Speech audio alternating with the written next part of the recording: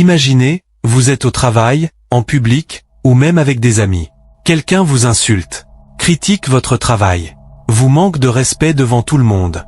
Votre estomac se noue, vos mains se crispent, la colère vous envahit, et en une fraction de seconde, votre instinct vous pousse à riposter, à vous défendre.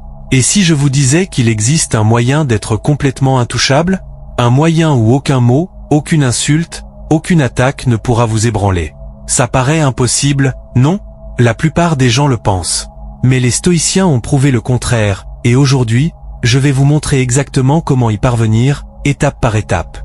La colère est un tueur silencieux. Elle obscurcit le jugement. Elle détruit les relations. Elle affaiblit.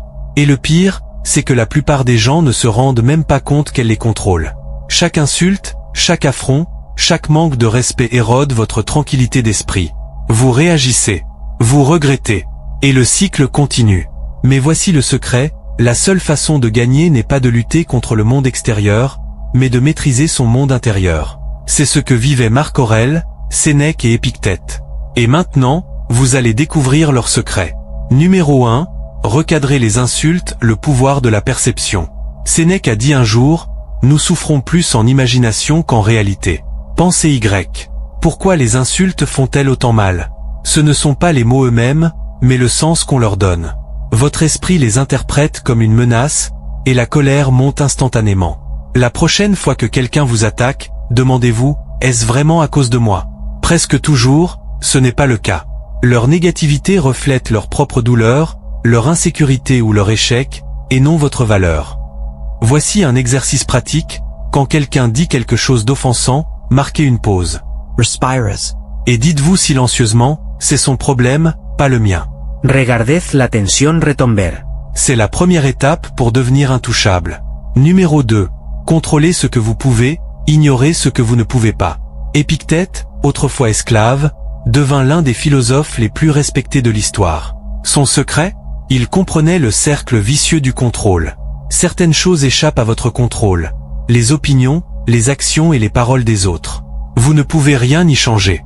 Mais votre réaction? Elle vous appartient à 100%. Imaginez que quelqu'un vous insulte publiquement. La plupart des gens explosent. Leur réaction est prévisible. Mais vous restez calme. Vous n'alimentez pas le feu. En contrôlant votre réaction, vous leur enlevez tout pouvoir. Dans les moments de tension, demandez-vous, est-ce que je peux contrôler la situation? Si ce n'est pas le cas, lâchez prise. Libérez-vous de toute souffrance inutile. Numéro 3, pratiquez la visualisation négative. C'est une technique si simple et pourtant si puissante qu'elle transformera votre façon d'aborder la vie. Les stoïciens se préparaient mentalement au pire scénario. Marc Aurèle écrivait quotidiennement, « Aujourd'hui, je vais rencontrer des gens égoïstes, grossiers et arrogants. Mais je ne laisserai pas cela troubler ma paix. » En imaginant les insultes ou le manque de respect avant qu'ils ne surviennent, votre esprit est prêt.